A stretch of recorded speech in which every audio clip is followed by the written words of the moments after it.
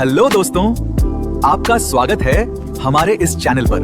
आपको हमारा वीडियो पसंद आए तो लाइक करें और साथ में सब्सक्राइब भी करें। आज हम रॉबर्ट फ्रॉस्ट की एक बहुत ही दिल को छू लेने वाली कविता अ रोड साइड स्टैंड को समझने की कोशिश करेंगे। ये असल में एक बहुत पावरफुल सोशल कमेंट्री है। ये सिर्फ एक कविता नहीं है, बल्कि उन लोगों की अनकही कहानी है जो अक्सर हाशिए पर रह जाते हैं। वहां खुली खिड़की के पास जो उदासी छिपी है। फ्रॉस्ट की ये शुरुआती लाइनें ही मानो पूरी कविता का मूड सेट कर देती हैं। ये पंक्तियां एक दबी हुई हताशा और कुछ ऐसी इच्छाओं की तरफ इशारा करती हैं जो कभी पूरी नहीं हुईं। तो चलिए इसमें थोड़ा और गहरा उतरते हैं।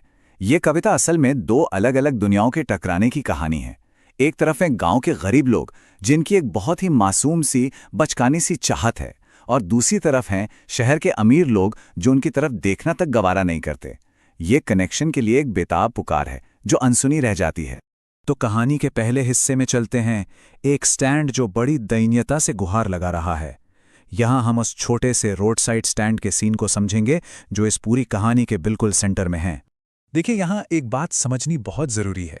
ये लोग भीख या खैरात नहीं मांग रहे थे, उनमें एक सेल्फ रिस्पेक्ट थी। उनका मकसद कोई दान लेना नहीं था, बल्कि वो तो बस इकोनॉमी में, अर्थव्यवस्था में हिस्सा लेने का एक मौका चाहते थे, ताकि वो भी ईमानदारी से अपनी जिंदगी को थोड़ा बेहतर बना सकें। वो बस उस शहर के पैसे का, उस कैश का एक छोटा सा हिस्सा कमाना चाहते थे। वही पैसा जो शहरों को फलने फूलने में मदद करता है, उन्हें मुरझाने से बचाता है। उनकी बस इतनी सी ख्वाहिश थी कि उस पैसे का थोड़ा सा बहाव उनकी तरफ भी हो जाए। और वो बेच क्या रहे थे? कुछ बहुत ही मामूली चीजें।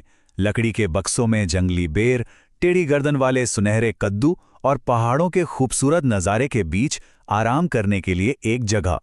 ये सारी चीजें कितनी साधारण और ईमानदार हैं और जमीन से उनके गहरे जुड़ाव को दिखाती हैं। चलिए अब आगे बढ़ते हैं। यहां से कहानी का असली टकराव, असली कॉन्फ्लिक्ट शुरू होता है। एक तरफ वो उम्मीद से भरा अपनी जगह पर ठहरा हुआ स्टैंड है, और दूसरी तरफ है बेपरवाह, तेजी से गुजरता हुआ शहरी ट्रैफिक। फ्रॉस्ट एक बहुत ही कमाल का फ्रेज इस्तेमाल करते हैं, पॉलिश्ड ट्रैफिक। अब इसका मतलब सिर्फ चमकती हुई मेंटेन्ड गाड़ियां नहीं है, नहीं, ये असल में शहरी अमीरों की बेरुखी और उनके सेल्फ सेंटर्ड एटीट्यूड का प्रतीक है। एक ऐसा एटीट्यूड जो गांव के संघर्षों से बिल्कुल अनजान, बिल्कुल कटा हुआ है। जरा इन दो दुनियाओं के नजरिए का फर्क देखिए। जहां स्टैंड वाले जंगली बेर और सुनहरे कद्दू जैसी चीजें ऑफर कर रहे हैं, वहीं शहर वालों को शिकायत है कि स्टैंड के भद्दे पेंट और उल्टे सीधे लिखे साइन बोर्ड्स ने पूरा लैंडस्केप, पूरा नज़ारा ही खराब कर दिया है। ये सोच का कितना बड़ा फासला है। फ्रॉस्ट इन कारों को स्वार्थी या सेल्फिश कहते हैं। ये शब्द दिखाता है कि ये सिर्फ अनदेखा करना नहीं है, बल्कि एक एक्टिव बेरुखी है। हजारों गाड़ियां वहां से गुजरती हैं, लेकिन कोई एक भी ये सोचने के लिए नहीं रुकता कि इन लोगों को किस चीज की जरूरत है। अब ये टकराव सिर्फ कुछ लोगों की देरुखी तक ही सीमित नहीं रहता, नहीं, ये फैलता है और सिस्टमिक शोषण तक पहुंच जाता है, जो राजनेताओं और एजेंसियों के जरिए होता है। यहां कवि समस्या की जड़ तक पहुंच रहे हैं। लालची भला करने वाले परोपकारी शिकारी जानवर, क्या कमाल का विरोधाभास है ना। मतलब साफ है, जो लोग मदद करने का दावा कर रहे हैं वो असल में शिकारी हैं जो इन भोले भाले लोगों का फायदा उठा रहे हैं। और वादे क्या किए जाते हैं कि इन बेचारे लोगों को खरीद कर गांव में बसा दिया जाएगा, थिएटर और स्टोर के ठीक बगल में। और सबसे खतरनाक वादा ये है कि वहां उन्हें अपने बारे में सोचने की जरूरत ही नहीं पड़ेगी। ये वादे असल में उनकी आज़ादी छीनने के लिए बनाए गए हैं। तो इस तथाकथित मदद का अंजाम क्या होता है? बहुत ही विनाशकारी। इसका असली मकसद तो उन्हें बहला फुसलाकर शांत करना है, उन्हें आलसी बनाना है और रातों को चैन से सोने के उनके सदियों पुराने तरीके को तबाह कर देना है। मतलब उनकी जिंदगी की जो नेचुरल लय है उससे ही बिगाड़ देना है। अब कहानी एक बहुत ही पर्सनल मोड़ लेती है और कवि की अपनी तीव्र भावनात्मक प्रतिक्रिया की तरफ मुड़ती है। फ्रॉस्ट यहां सिर्फ एक ऑब्जर्वर नहीं है, वो इन गरीब गांव वालों के दर्द को बहुत गहराई से महसूस कर रहे हैं।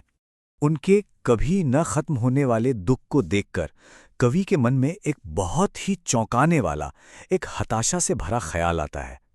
वो सोचते हैं कि कितना बड़ा सुकून मिलेगा अगर इन लोगों को एक ही झटके में इनके सारे दर्द से आज़ाद कर दिया जाए।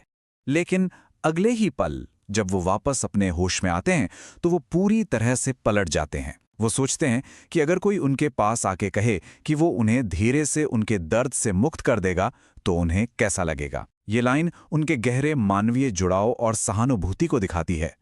तो आखिर में ये कविता असमानता और हमदर्दी की कमी पर एक बहुत ही पावरफुल सामाजिक टिप्पणी बनकर उभरती है।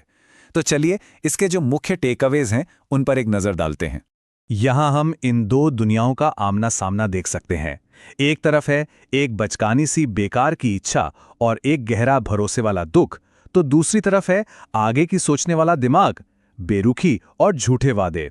ये दोनों दुनियाएं एक दूसरे के बगल में ही हैं, पर फिर भी पूरी तरह से अलग थलग हैं।